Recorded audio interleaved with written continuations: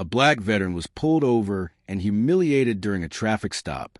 The officer mocked him, searched his car, and treated him like a criminal.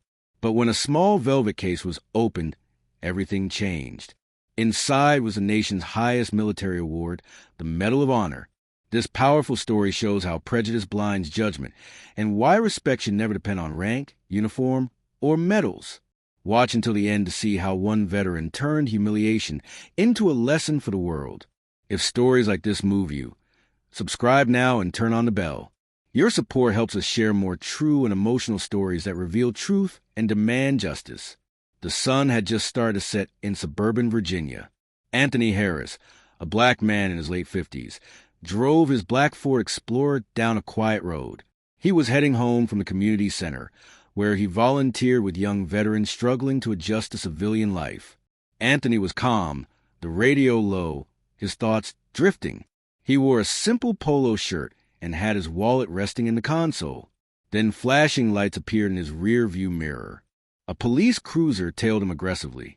He pulled over. He had been through this before. 2 officers stepped out. One was Officer Brett Wallace, young, cocky, with a reputation in town for harassing minorities during traffic checks. His partner was older, more cautious. Wallace marched to Anthony's window. License and registration. His tone was sharp, not professional. Anthony handed them over without a word. Wallace narrowed his eyes. "Were you headed?" "Home," Anthony said simply. Wallace smirked. "Nice car. Doesn't really fit you, though. Step out of the vehicle." Anthony frowned.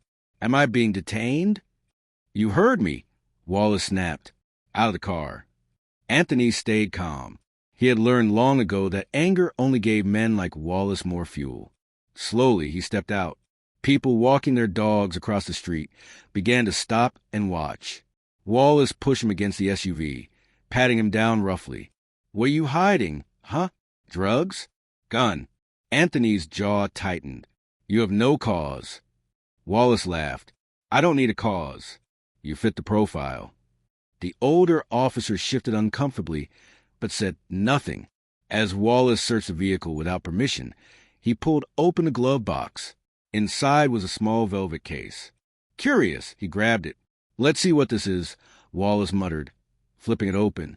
And then he froze. Inside the case was a Medal of Honor, glimmering under the fading light. The crowd of bystanders gasped. Anthony, still standing calm, looked Wallace in the eye. "That was awarded to me by the President of the United States." Wallace's face drained of color. The arrogance vanished. He realized who he had humiliated. Anthony Harris was not just a man driving home. He was a highly decorated war hero, one of the few living recipients of the nation's highest military honor. The silence was heavy. Wallace's partner stepped forward quickly. "Oh, my God! Sir, I apologize. We didn't know." But Anthony cut him off. "You shouldn't need to know. My service, my medal, my rank, none of that should matter. I should be treated with respect simply because I am a citizen." The bystanders pulled out their phones, recording every second. Wallace's smirk had collapsed into fear. His hands shook as he placed the medal back in its case. Anthony's voice grew firm, but not angry. "I fought for this country. I carried brothers on my back through fire, so men, like you could wear that badge. And this is how you treat me." Wallace had no words. His arrogance was gone, replaced by shame. The crowd's murmurs grew louder, condemning the officer. Anthony reached into his wallet and pulled out another ID, one that identified him as a retired U.S. Army colonel. The older officer stepped back in disbelief. "Colonel Harris." Anthony nodded.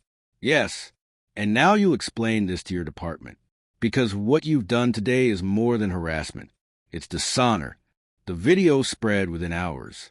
The story made national news. Officer Wallace was suspended, then removed from duty. The department faced federal review, and Anthony's quiet strength became a rallying point for veterans across the country who knew what it meant to serve, only to come home to discrimination. In interviews, Anthony spoke not about his medal, but about dignity. "You shouldn't need to be a war hero to be treated like a man," he said. "Respect should never depend on what's in your glove box." and his words echoed louder than the flashing lights that once tried to strip his dignity away.